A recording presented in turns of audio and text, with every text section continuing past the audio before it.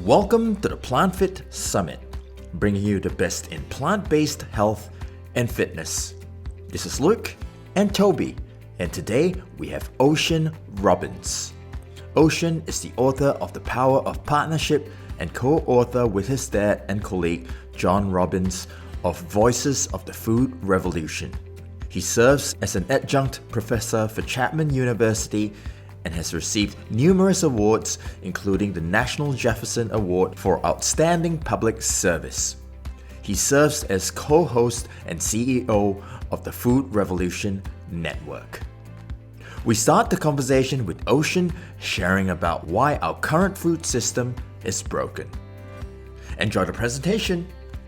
First of all, thank you so much for having me on, and what a great question, because we live in all over this world right now, we live in what I call a toxic food culture, where it's considered normal to eat food. This is the status quo that is statistically proven to cause massive rates of heart disease and cancer and type 2 diabetes and Alzheimer's, and so many people feeling like crap all day long and lethargic and miserable and brain foggy and uncomfortable and bloated in their bellies and overweight. And there is so much misery that stems from this. But the status quo isn't just killing us, it's also killing our planet.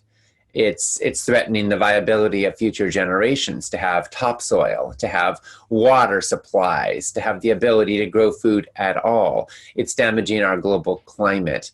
And so when we call for a food revolution, we're saying, hey, you know what? We can do better. We can grow food in a way that is healthy for our bodies, that is sustainable for our planet, that is ethical and kind to animals, that is a part of the solution on planet Earth. Right now, the United Nations is estimating that we have 60 harvests left on planet Earth because we are eroding our topsoil at such a rate that we will literally run out of soil with which to grow food in the next 60 years. By the year 2050, we will have half the arable land on Earth per capita that we had in 1950. And we're depleting our aquifers and also, of course, for fueling climate change. We're chopping down our forests. And all of this is fueled by an unsustainable agricultural system. And the good news is we can turn that around. When we eat lower on the food chain, we take this enormous stress off of our agricultural systems because it takes a lot of resources to go up the food chain because there's waste every time you move up the food chain. So it takes 12 pounds of grain or soy to produce 1 pound of feedlot beef in the United States today. The good news is the same food choices that are healthier for your body, a whole foods, plant-centered diet, are also healthier for our ability to have enough food to feed humanity. Also healthier for our ability to stop cutting down the forest and instead replenish them so we can restore our topsoil, so we can restore our water supplies. We can do all that. You can vote for a healthier world with your knife and fork 3 times every single day. Yeah, it's great to know that we have this power in our hands or our plate. One question, if you were to say how much of the food system would you say, or the food that we eat, is grown in a sustainable way compared to that is harming us and the planet, if you were to compare it to? Oh my goodness, it's a painfully small amount. I mean, if we're just talking about organic, then it's, 3% or 4% of the food that's consumed in the United States, which is, where I live. Worldwide, every country has its own numbers, but it's certainly not the norm. If we're talking about whole foods, plant-based diets, then, very small percentage of people are really eating in this way. But it is growing. And certainly we're seeing a rapid growth in people who are interested. I think I've seen studies that up to half of all Americans want to eat more plants and more vegetables and less animal products. We have studies showing that a quarter of our young people, like teenagers, are or want to be vegetarian or vegan. And so it's certainly growing rapidly, and I find that really heartening and really exciting. But we also have a ways to go, a long ways to go. And in some ways, you could say that's good news, because as bad as things are in the world right now, that's how much better they could be with a change. And so when you look at all the problems that we face on planet Earth right now with, poverty and deforestation and violence and so many people who are hurting and scared, and of course, economic crisis for so many. The reality is that when we invest with our food choices in a more sustainable future, we help to ease the burden, we help to ease the stress and contribute to a world where there's enough for everybody.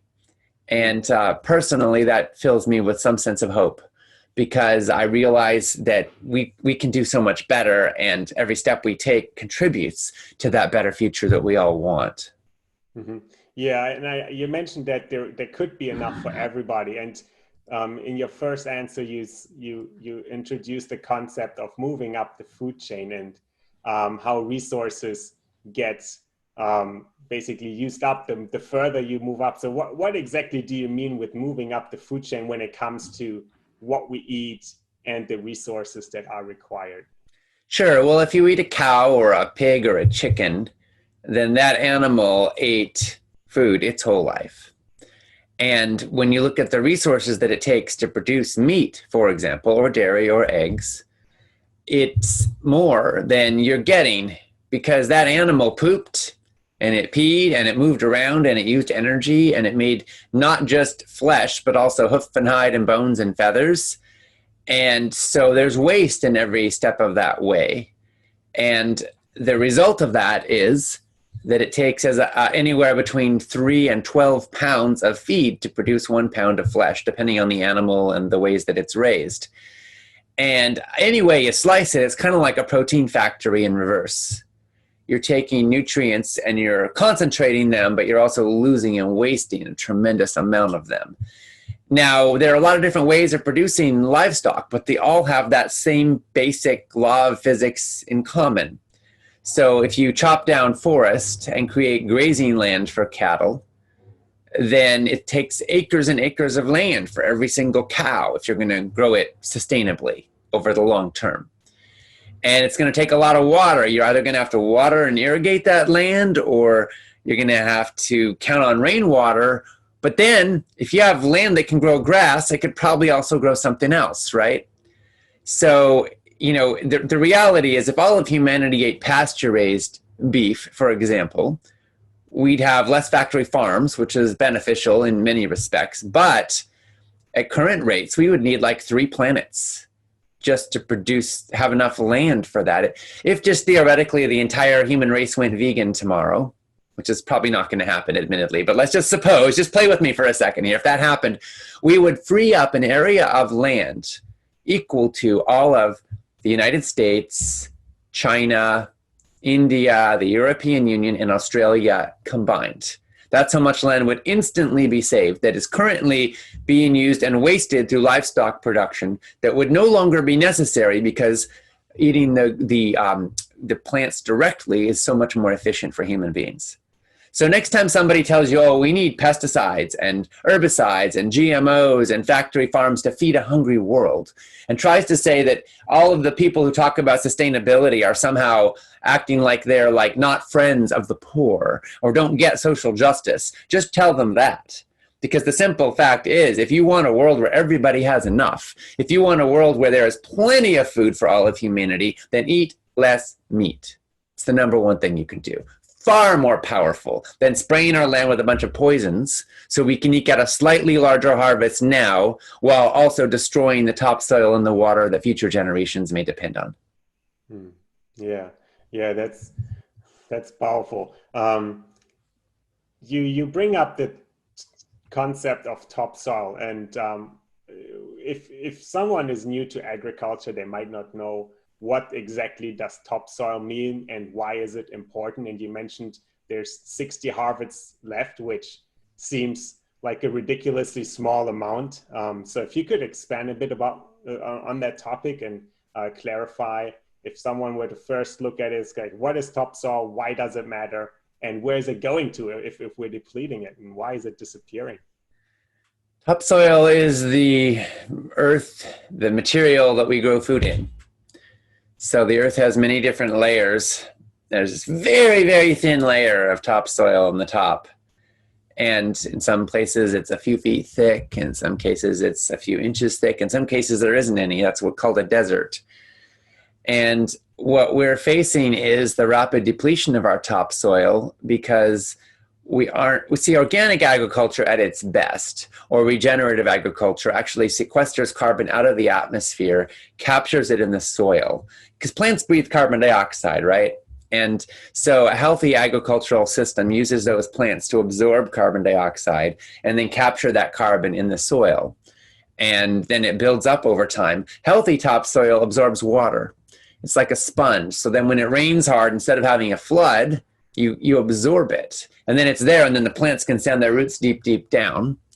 And then they're more resistant to drought, and they don't need to be watered as much. And healthy topsoil has more nutrients in it, which creates more nutritious food.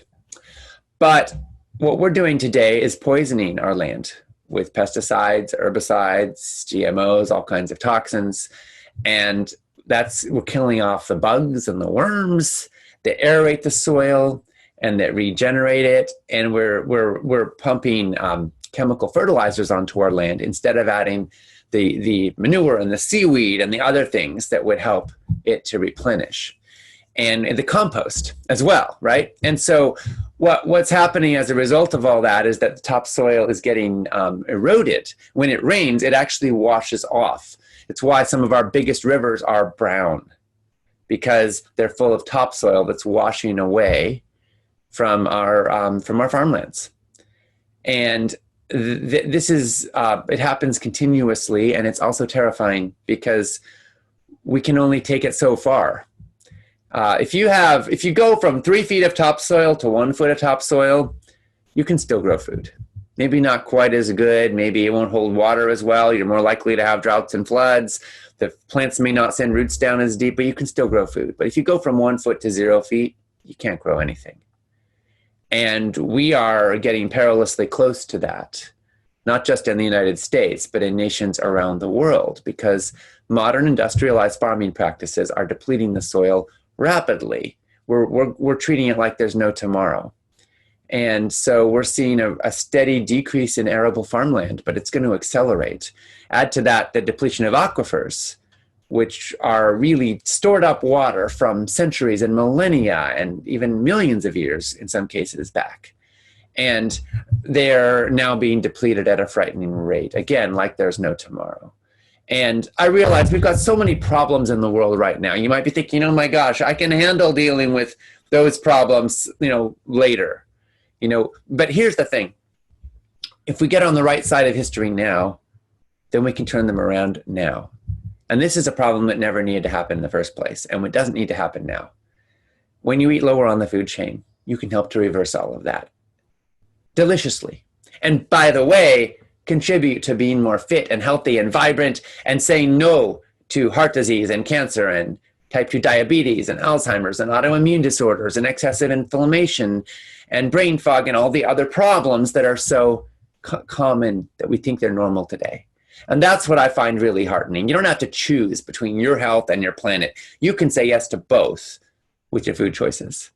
And to me, that just adds more delight and more joy to the feeling of integrity that comes from knowing you're on the right side of history. You're part of the solution on planet Earth, and you can do that every day with your food choices. And to me, that adds a lot of depth to the path I take. There are arguments around nutrition, and there are people saying, oh yeah, whole foods plant-based is maybe good in all these studies, but you're comparing it to the standard American diet. Some people say, oh, but paleo can also be better than the standard American diet. Well, yes, it can. No question about it. Paleo done right can be better than the standard American diet for your health. But only eating lower on the food chain is going to contribute to the sustainability of our planet that we want. So why not go with the diet that works as well as or better than any other diet out there for your health that also contributes to a more compassionate and healthy world for future generations? I agree 100%. And I think most people would be of the same sentiment in that they want to eat healthier, but they might feel that it's more expensive. And then they see a hamburger in a fast food restaurant for $1 and it has a ton of calories. And if you're looking maybe for calories compared, like for $1 spent, it might be an easy option. So how can it be that all these resources go into a hamburger, all the processing, and it's still so cheap? Yeah, exactly. So the thing is that we have a subsidy system in the United States and most developed countries around the world.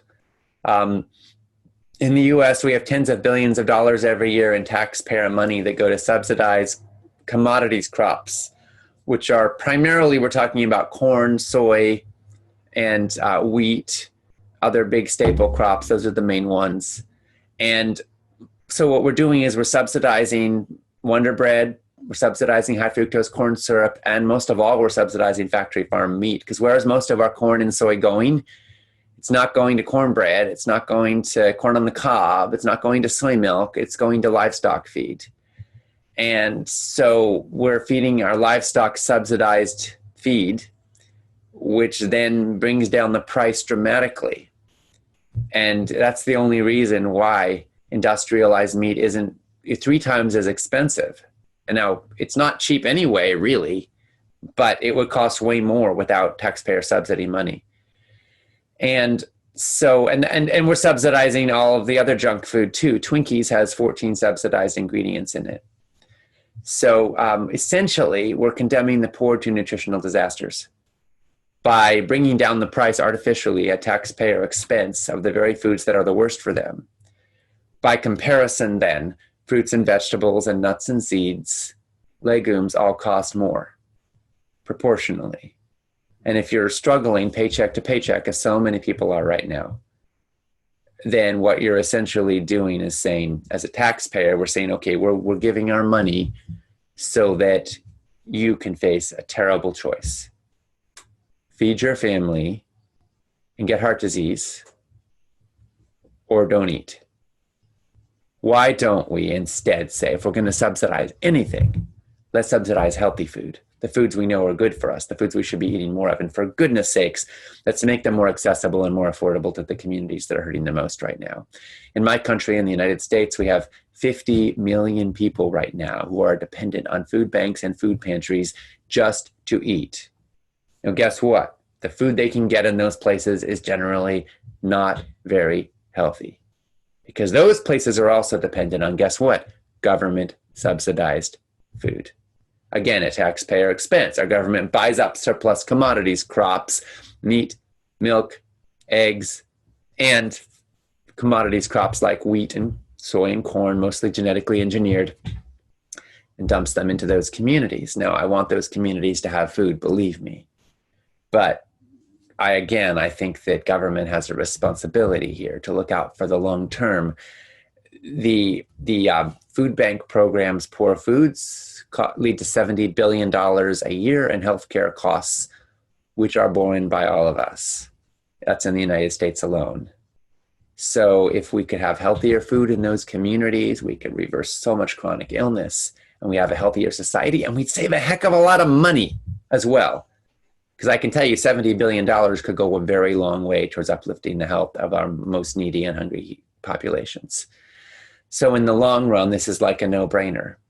And there's a lot we can do about it. But in the short run, we've got some hurdles to overcome. Now, one of the steps we can take is to implement, of course, healthier food choices in our own lives to the best of our abilities. But also keep voting with your dollars, because we need to build a new food economy that's based around healthy food. Eventually, healthier food practices will have lobbying power, and they'll be able to be a force that influences public policy. And of course, as voters, for any of us who live in democracies and can vote, speak up and vote with your dollars and your choices, of course, but also at the ballot box for those political leaders that get this, that are willing to take on the issues of health and health of the population and health of our planet in their policies, because it is such a critical leverage point. Mm-hmm. When it comes to securing food supply for huge populations, and we're still growing, a lot of times the argument is made that GMOs are necessary and quote unquote more efficient, more resistant to pesticides, whatever, to pests, so they use pesticides. So what is the counter argument to that, and how much of that is actually true when you look at the nature of growing food? Well, first, what's a GMO? Some people think it means God move over, but it doesn't. It means genetically modified organism. And GMOs is a technology where basically we take the genes from one crop or species and put it into another. And Monsanto, now owned by Bayer, and the other biotechnology companies have promised the world that GMOs would give us more drought-resistant crops, bigger yields, better flavor, better nutrition, and lower pesticide consumption, which all sounds lovely. Unfortunately, none of that has come to pass. With the GMO crops that are in widespread cultivation today, we've got one or both of two traits. They're pesticide producers. They literally produce the insecticide Bt in every cell of the plant so that bugs take a bite, their stomach splits open, and they die. Or they are herbicide tolerant, which means that they can be sprayed with glyphosate or other herbicides, and they won't die, and the weeds will. And so what they've led to is no increase in yield, no increase in drought tolerance, no improvement in flavor or nutrition, and they've led to a massive increase in the amount of pesticides being sprayed on our croplands. And are they safe? Well, we don't exactly know because we don't have widespread testing, but we know that glyphosate isn't safe. Glyphosate is the primary ingredient in Roundup. It's a probable carcinogen. It's a known endocrine disruptor. And it's been patented as an antibiotic. So it can kill bacteria, including bacteria in your gut. So when you look at the statistics, you can see this massive increase in the number of hospitalizations for food allergies in the last generation, which directly correlates with the introduction and widespread use of GMOs in our food supply. Now, correlation is not causation. But when you see a correlation this strong and you recognize that glyphosate is an antibiotic, you've got to start wondering, what is it doing to our gut? What is it doing to our digestive tract? What's it doing to the health of our digestive systems? So a lot of people are dealing with leaky gut and inflammation and autoimmune disorders, which may very well be linked to digestive problems. I think that understanding of the microbiome and the microbial diversity in your gut is one of the most exciting frontiers of medical science, nutritional science in the world today. We're learning so much about it, and it turns out that bacteria in your gut produce 95% of the serotonin that keeps your brain happy. They're producing the neurotransmitters that help you feel peace and comfort and joy in your life. If you've ever felt nervous in your gut when you're going out on a date or about to speak in public or have a big meeting coming up, you feel a little feeling in your tummy of like distress or agitation, that's not just something in your head. You're actually feeling a connection. That's your gut-brain connection. Your gut is responding, and it's actually producing chemicals that are responding to the situation at hand. That's what your gut does. And it's actually not just your gut, it's the bacteria in your gut. So what I am saying is that if you want to be happy, then look at your gut and how do you feed it right. And glyphosate is kind of dangerous because it's like putting an antibiotic in there and it's killing some of the good guys.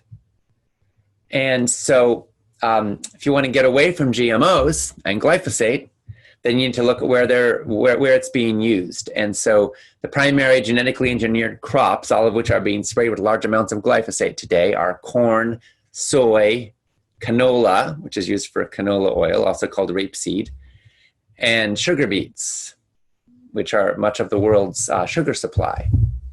And so those four crops are a huge part of it. And not all of it. There's a bit of zucchini and genetic engineering of Hawaiian papaya and a few other things. But the vast majority is those four crops. And most of the corn and soy are actually being fed to livestock.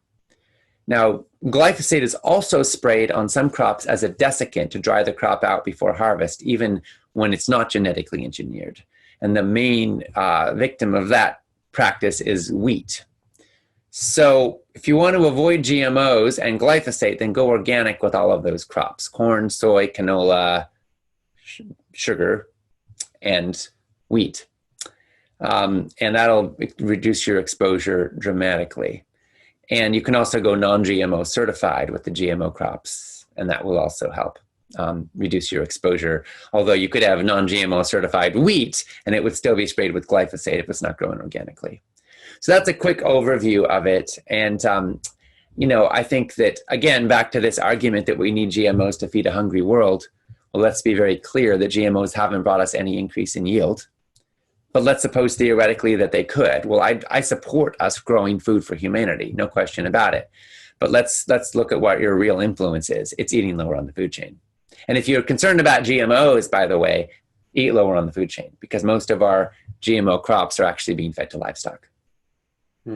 That's surprisingly simple when it only comes down to 4 or 5 major food groups or even ingredients to avoid. So if you don't eat them pure, avoid them also in their processed form, wherever they might be hiding. Yes. And you have made a great step forward. That's fantastic. So I wonder, there must have been attempts to change the system as it is currently.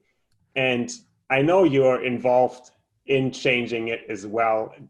So why is it so slow? Where do those attempts fail? And who is maybe profiting from maintaining a status quo like this?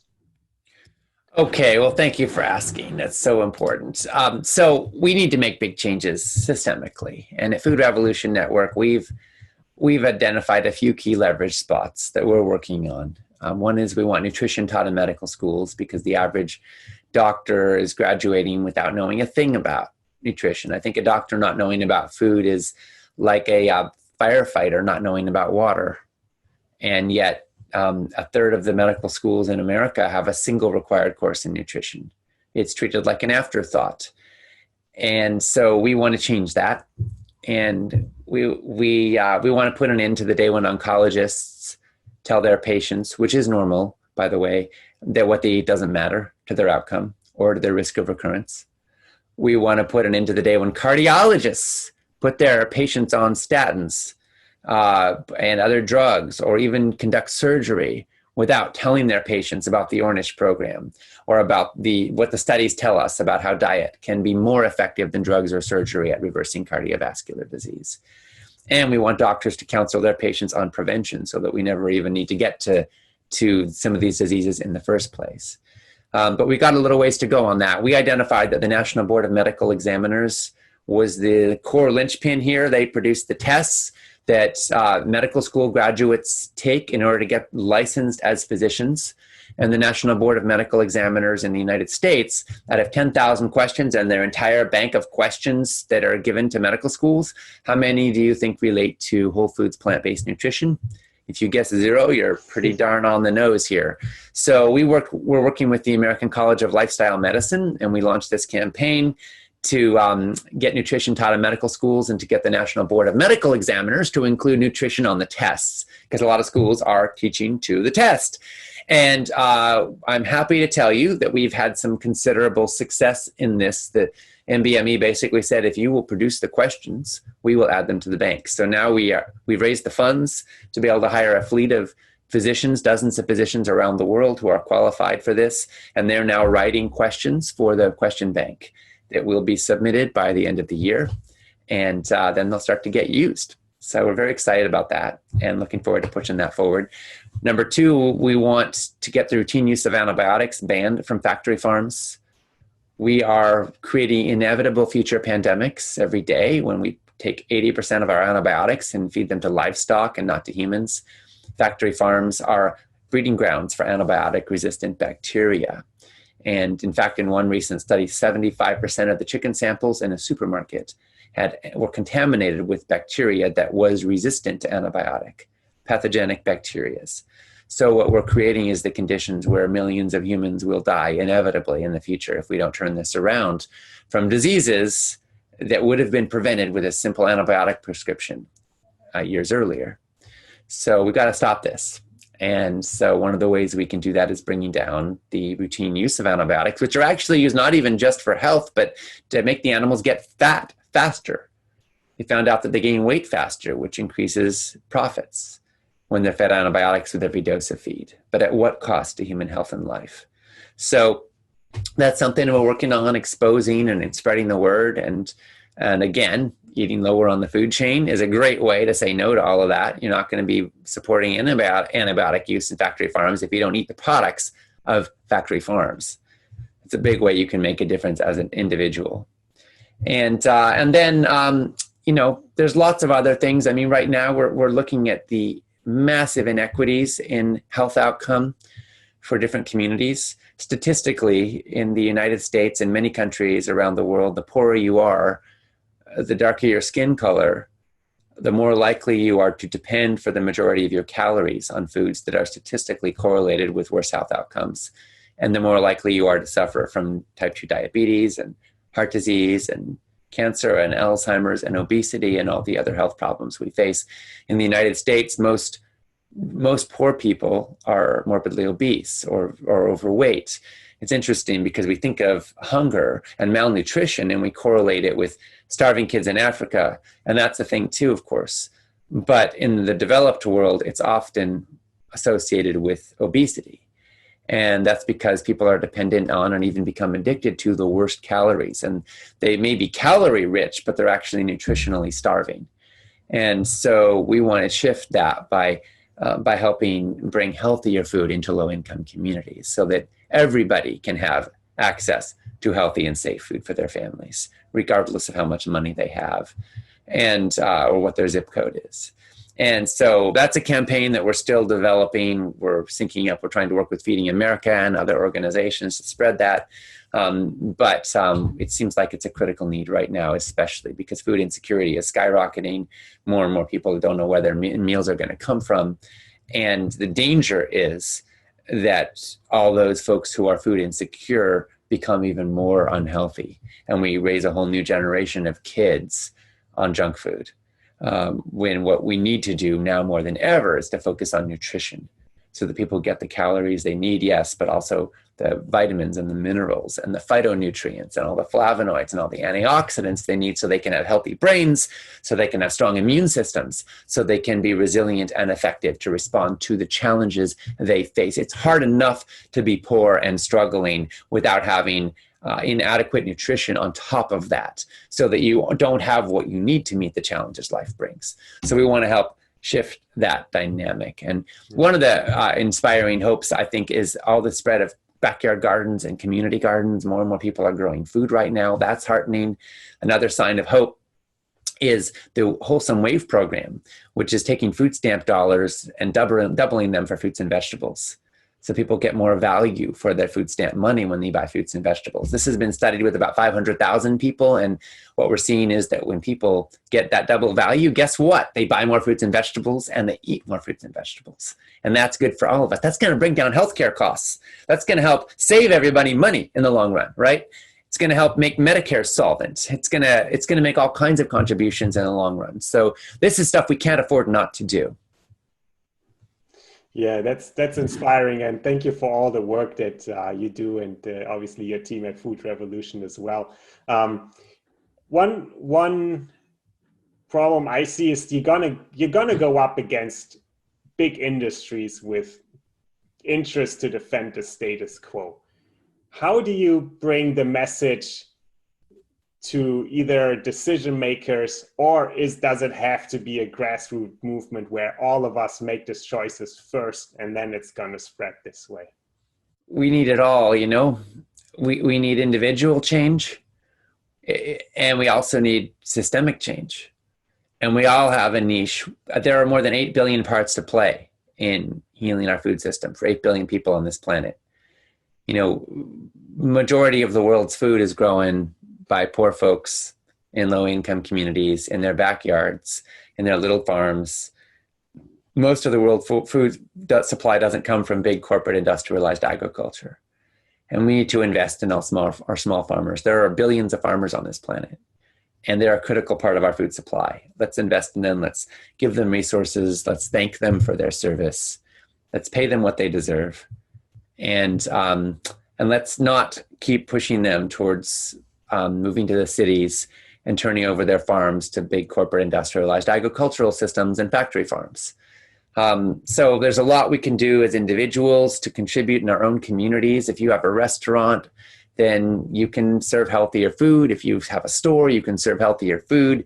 If you work in a store or restaurant, you can encourage management to offer healthier options. If if you're in a company, you can encourage that the company serve food to employees that's healthier.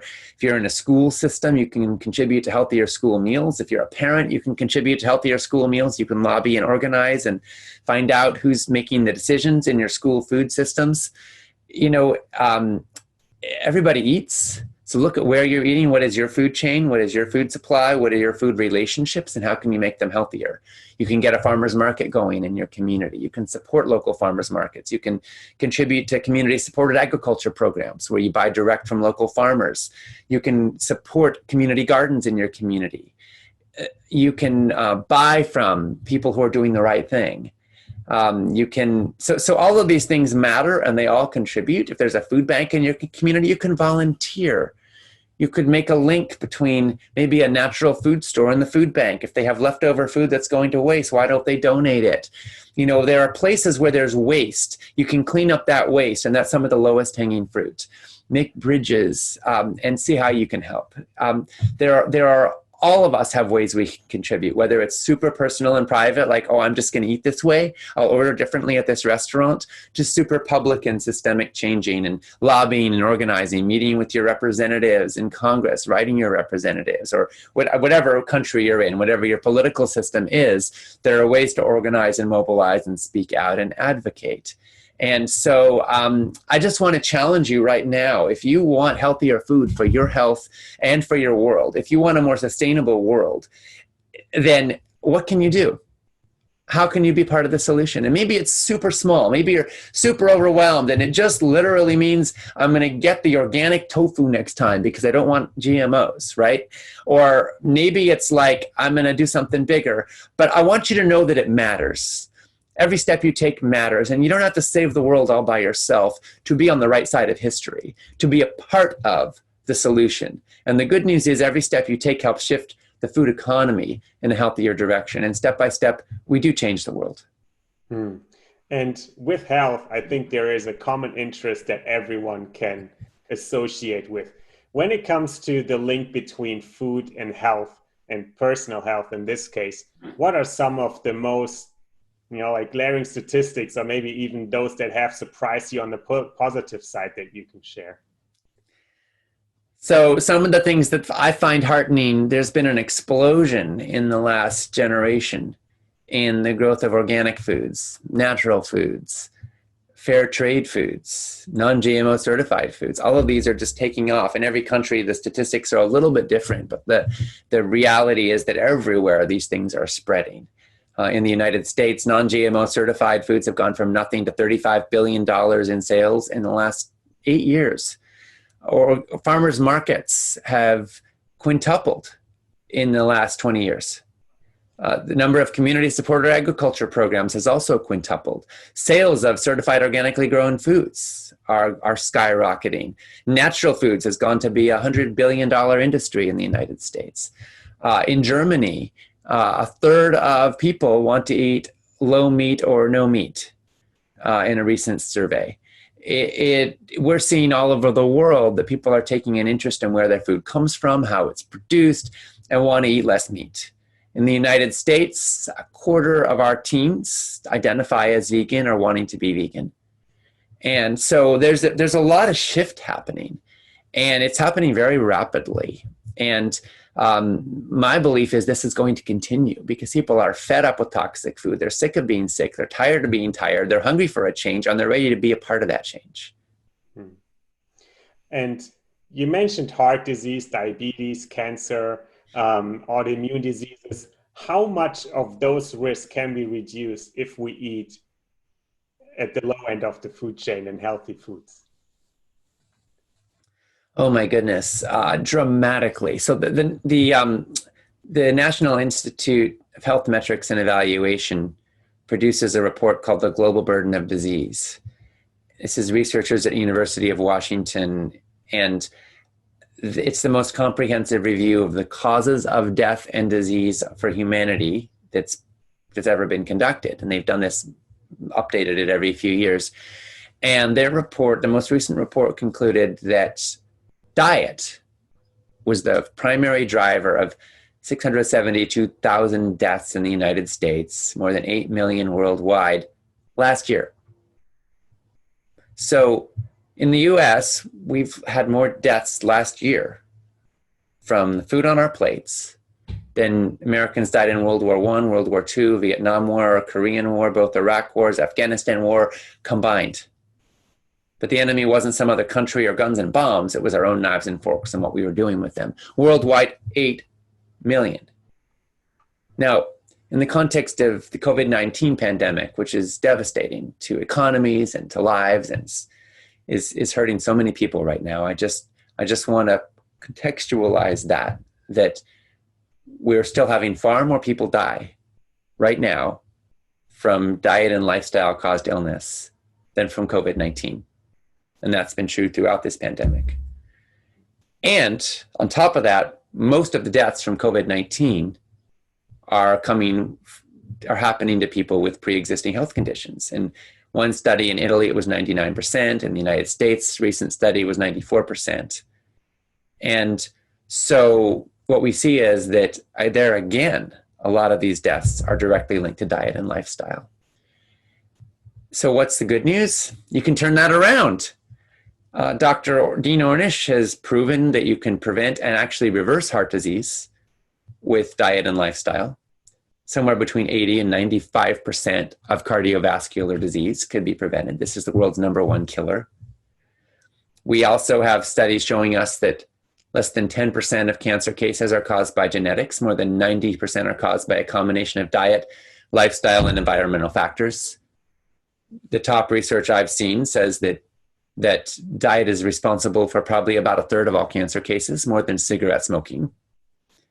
When it comes to Alzheimer's, Drs. Dean and Aisha Sherzai, two prominent neurologists who have spent decades studying and treating Alzheimer's disease, have concluded that 90% of Alzheimer's cases could be prevented with healthier diet and lifestyle choices. 90%. So what does all this mean when you put this together? What is 80 or 90% of heart disease? 30%, maybe up to 50 if you factor in lifestyle choices of cancer, 90% of Alzheimer's, a vast number of COVID-19. Put all that together, and what you're looking at is we could slash death rates. We could dramatically uplift the health of billions of humans with healthier diet and lifestyle choices. And what this means is that a lot of the suffering that we think is normal today is actually optional. If you drive your car into a brick wall, the death certificate might say impalement by brick wall. But and I know the real cause of death was bad driving. When you feed your body the wrong fuel, you create the conditions where disease is inevitable. And it might be heart disease, or it might be cancer, it might be Alzheimer's, it might be type 2 diabetes, it might be something else. But at the end of the day, what really caused that death wasn't that particular condition, that was a symptom. What really caused the death was the way you lived. And the good news here is for anybody who's watching and saying, oh my God, is it too late for me? I've been doing this wrong my whole life. Well, guess what? The worse you've eaten, the less healthy you've lived, the more you have to gain from making a change today. Because you are the lowest hanging fruit for making radical transformation. I can't tell you how many people I've seen lose, 30 pounds, 50 pounds, 100 pounds when they make these changes. It's consistent, it's predictable. When you feed your body the right fuel, when you live in a healthy way, you will consistently and predictably be turning the tide in a healthier direction. And whatever your ailments are, there's a very good chance you'll see them evaporate. And I've seen this, people have, pain in joints. They have foggy brain. They thought it was normal. And they're like, oh my God, I have hope again. I want to live again. I can play with my grandkids again without getting winded. Asthma disappears. All sorts of things disappear because your body has what it needs to restore. And your body and our planet have something very important in common: the capacity to regenerate. the capacity to heal. Inherent in the very DNA of life itself is not just the ability to be born, but to live and to be resilient and to respond. If you have any aches or pains in your body right now, I want you to know your body also has within it the capacity to know how to resiliently restore and replenish. When you make the right food choices, and when you add more exercise to your lifestyle, and when you think more happy and healthy thoughts, and when you have more positive social relationships with the people you love, you create the conditions for you to thrive like you were meant to. Your body was designed exquisitely to respond resiliently to challenge. Now, there are no guarantees in life. Of course, you could do everything right and you still are going to die eventually. And you still might have suffering or pain. But statistically, you can be on the right side of history. You can make the choices that will help you to thrive resiliently. And our planet is the same way. You know, you can clear cut a forest, and then within weeks, grasses are sprouting, and before long, bushes, and eventually trees are coming back. We can desecrate our topsoil, but guess what? Eventually, nature will replenish it. And so it's up to us, I think, to align with the healing and restorative capacities of our own bodies and of our biosphere so that we can contribute to creating the health that we were born for. And I think your family is a prime example of making a change. And maybe as a last question, can you share a little bit about where your family comes from and what changes you've made to where you are today? Absolutely. So yeah, for those who don't know, my grandpa founded a little ice cream company. It was called Robbins, 31 flavors. It became the world's largest ice cream company. And my dad, John, grew up with an ice cream cone-shaped swimming pool in the backyard. And he was groomed to one day join in running the family company. But when he was in his early 20s, he was offered that chance and he said no. And he walked away from a path that was practically paved with gold and ice cream to follow his own rocky road. And he ended up moving with my mom to a little island off the coast of Canada where they built a one-room log cabin and grew most of their own food, practiced yoga and meditation for several hours a day, and named their kid Ocean. They almost named me Kale before kale was cool. But we did eat a lot of kale and cabbage and carrots and other veggies from the garden. And then as I got a little older, we moved to California, and my dad began working on a book that came out in 1987. It was called Diet for New America. It inspired millions of people to look at their food choices as a chance to make a difference on the planet. And one of his readers, as fate would have it, ended up being my own grandpa, Irvin Robbins, who ended up crediting my dad's book and the message in it with saving his life. My dad was facing serious weight problems, heart issues, and type 2 diabetes. He read my dad's book, changed his diet, and got tremendous results. He reversed all of his health problems and lived 19 more healthy years. So we've really seen in our family that what you eat can make a huge difference. And I'll tell you, if my grandpa, who was one stubborn cookie, could give up ice cream, could give up sugar, could eat a whole lot more vegetables, could slash his meat consumption, with all the investment he had in thinking there was no connection between diet and lifestyle, then maybe there's hope for the rest of us too. And, he's a hero to me in that. Of course, his business achievements are extraordinary, but he's a hero to me because he had the courage to make a change.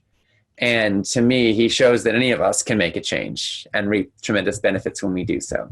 So I'm very heartened now to get the opportunity to work with my dad directly.